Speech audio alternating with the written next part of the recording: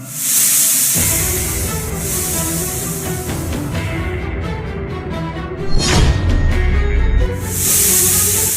তো কাজ হয়ে গেছে।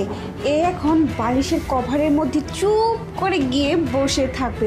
আর আমার স্বামী সারাদিন অফিসে কাজ করার পর ক্লান্ত দেহটা নিয়ে এসে যখনই বিছানায় মাথা দিয়ে বালিশে মাথা দিবে, তখনই ওই সাপটা বেরিয়ে ফাঁস করে একটা কামড় মারবে, আর খেল খতম। কেউ জানতেও পারবে না, বুঝতেও পারবে না কীভাবে মারা গেল। সবাই ভাববে সাপে কেটেছে। আর এসব সয় সম্পত্তি, টাকা পয়সা, সমস্ত কিছুর মালিক হব আমি। তাহলেই কেল্লা ফতে। যাই এখন।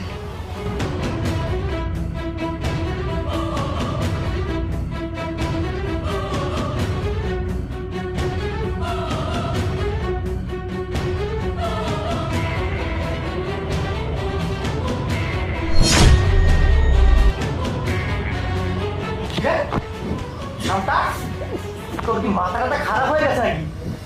তুই আমাকে হঠাৎ করে ধাক্কা মারলি কেন? স্যার, আপনি বিছানা থেকে শুনুন, শুনুন বলছি, শুনুন না, শুনুন। কেন? আপনি এই বিছানা শোবেন না তো, একদম শোবেন না, শুনুন তো, আপনি শুনুন। তোর কি মাথা খারাপ হয়ে গেছে নাকি? অফিস থেকে সারাদিন পরে আসছি, শরীরটা অনেক ক্লান্ত। আমি এখানে কেন? স্যার, আমার কথা বিশ্বাস করুন, এই যে বালিশ আছে না, এই বালিশের মধ্যে কাল লাগানি সাপ আছে। সাপটা চুপ করে। কি সব উল্টাপাল্টা কথা বলতেছিস? এটা শহর, এইখানে সাপ কোত্থেকে আসবে? স্যার, আমি নিজে চোখে দেখছি, ওর আমাদের সাপের চুপ করে বসে আছে।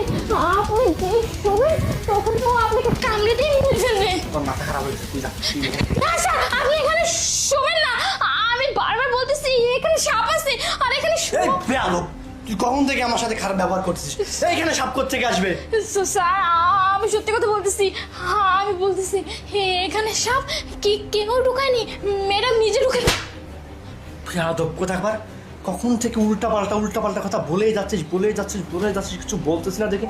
তোর পার বেড়ে গেছে নাকি? হ্যাঁ, তোর ম্যাডাম কেন এটার মধ্যে সাপ ঢুকাবে? ও সাপ কোথায় পাবে? স্যার, ঠিক আছে, আমার কথা বিশ্বাস হচ্ছে না, আমি ভিডিও দেখছি। এই দেখুন।